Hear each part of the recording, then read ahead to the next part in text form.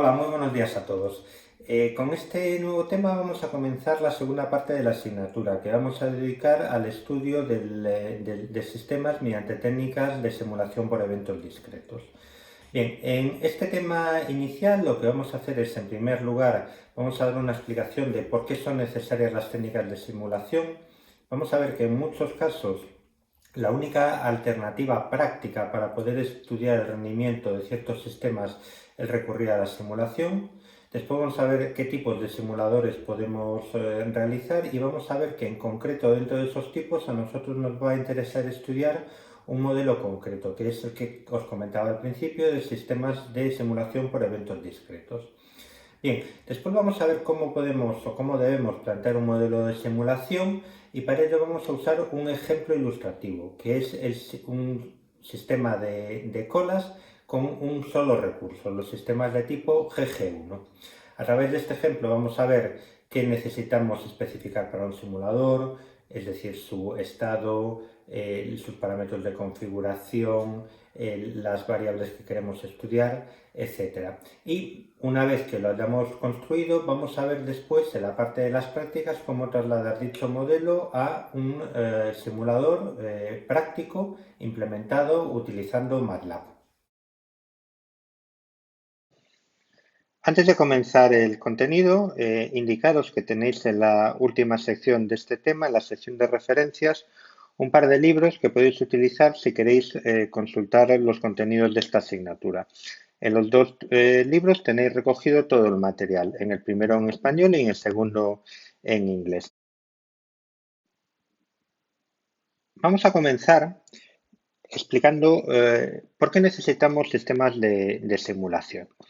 Eh, A menudo, cuando vamos a trabajar para construir cualquier sistema, pues, por ejemplo, en ingeniería civil, industrial, telecomunicaciones o telemática, o incluso en sistemas de tipo no artificial, sino de la propia naturaleza, estamos interesados en saber cómo se va a comportar un sistema sin realmente llegar a observarlo, a lo mejor, o sin llegar a construirlo. Por ejemplo, nos puede interesar, si estamos en el contexto de la telemática, pues diseñar un protocolo y nos puede interesar ver cómo funciona ese protocolo con parametrizaciones distintas.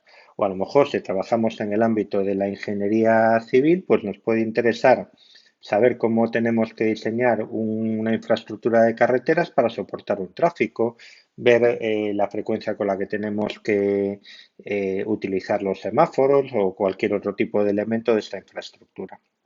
Bien, entonces, como digo, realmente a menudo va a ser inviable construir ese sistema o poder observarlo directamente y vamos a ver en la necesidad de estudiarlo a través de modelos.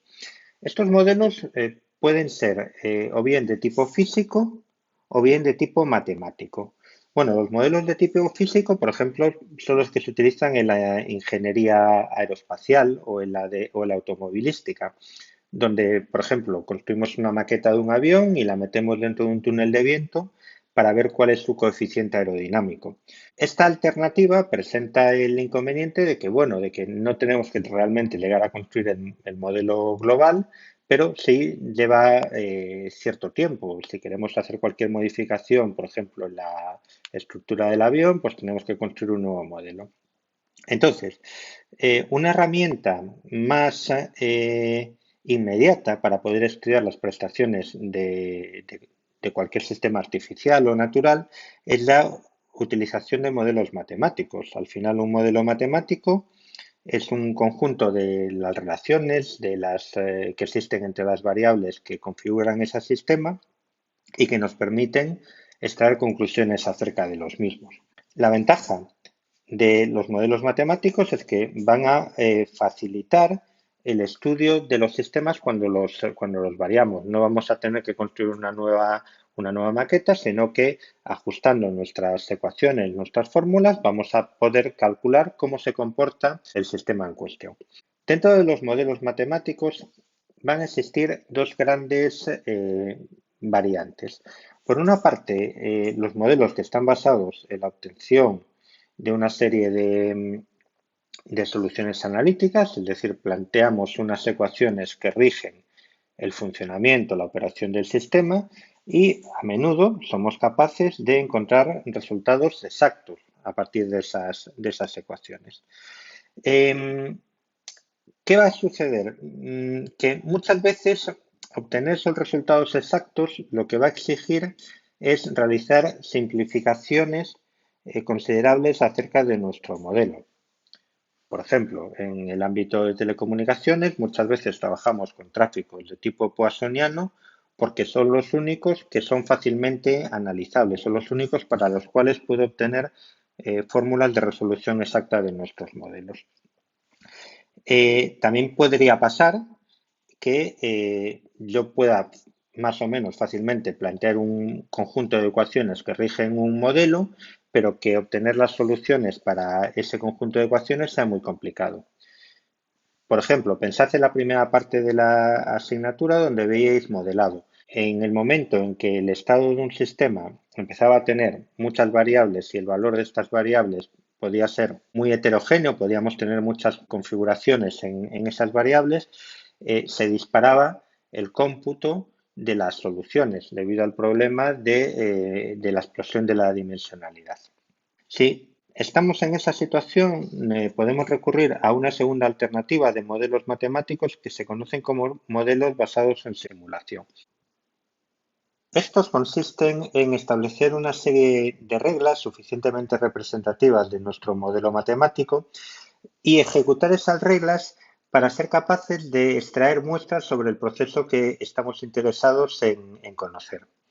Por ejemplo, si trabajamos en el caso de un protocolo, pues nos puede interesar medir el tiempo de retorno de los paquetes o la varianza en la transmisión de los paquetes.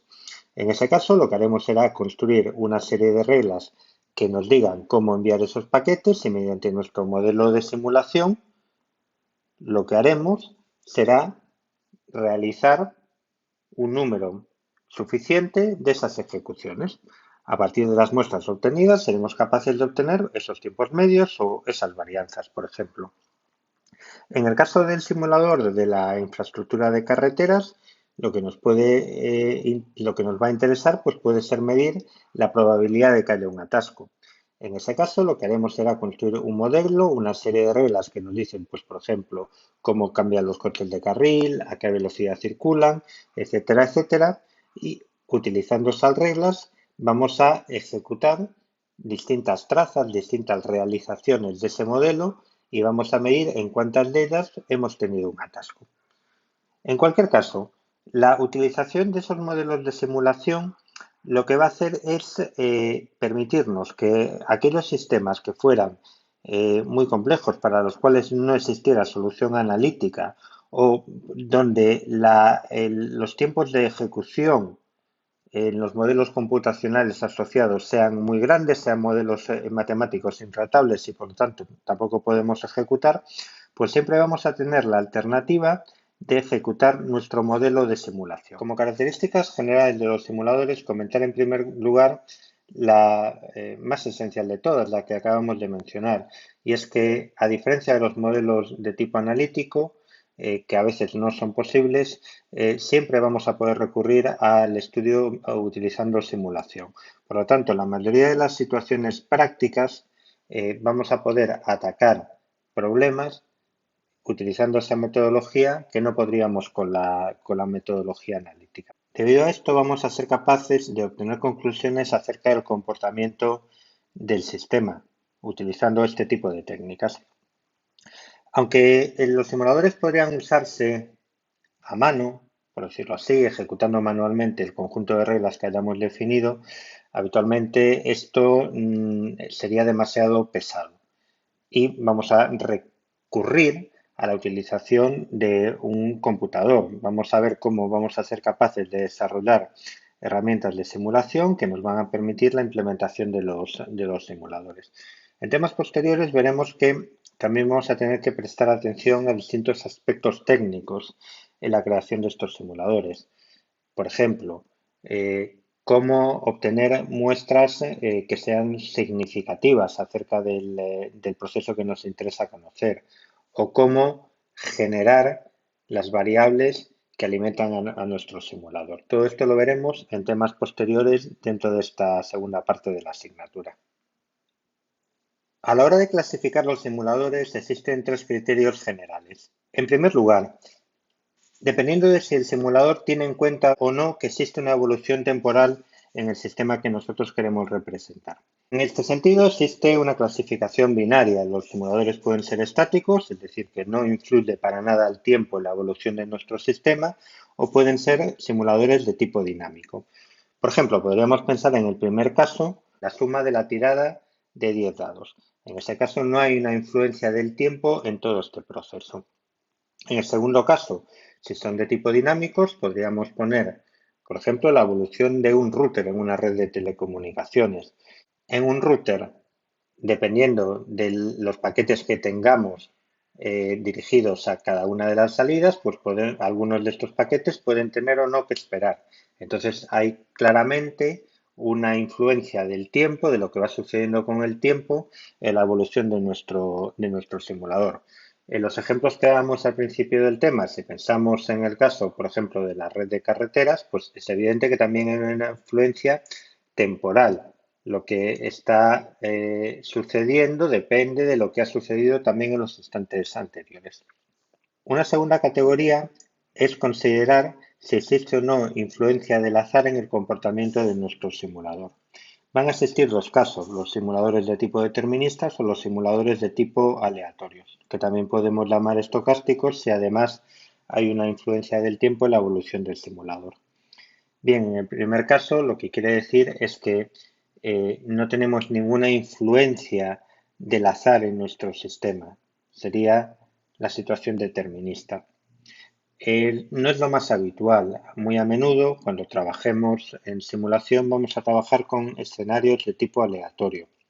Por ejemplo, pensemos en el caso de una red de telecomunicaciones. El hecho de que aparezca un nuevo paquete a la hora de ser transmitido o se vayan a producir colisiones porque dos estaciones acceden a la vez al medio. Este tipo de fenómenos van a estar gobernados por el azar de la fuente a la hora de generar mensajes, de los protocolos a la hora de acceder al medio, etcétera. Por lo tanto, es, como decimos, la configuración más habitual. Existe, por último, un tercer criterio que es según cómo van evolucionando el estado del simulador y pueden ser simuladores de tipo continuo, simuladores de tipo discreto. Los simuladores de tipo continuo son aquellos donde el estado está evolucionando constantemente. Los simuladores de tipo discreto son aquellos donde el estado cambia en instantes singulares del tiempo. Por ejemplo, podemos pensar en simuladores de tipo continuo como aquellos donde están variando magnitudes físicas. Por ejemplo, es muy típico realizar simulaciones de cómo se transmite el calor en un medio. Ese tipo de simuladores lo que intentan ver es cómo se dispersa la energía del calor según el tiempo y según la distancia a lo largo del tiempo. Por contra, los de tipo discreto, un ejemplo típico pues podría ser un encaminador, un router que mencionábamos antes. Los paquetes van a llegar a ese encaminador, a ese router, en instantes bien determinados del tiempo. O, por ejemplo, cuando se produzca una colisión, esa colisión será un instante singular del tiempo. No estamos constantemente cambiando el estado de nuestro sistema, sino que lo hacemos en posiciones muy precisas y muy determinadas en el tiempo. Lo esencial de los simuladores de tipo discreto es que vamos a ser capaces de ordenar temporalmente los cambios en el sistema. Vamos a poder decir que este cambio, por ejemplo, la llegada de un paquete, la existencia de una colisión, sucede antes o después que otro cambio determinado en nuestro sistema, en nuestra evolución.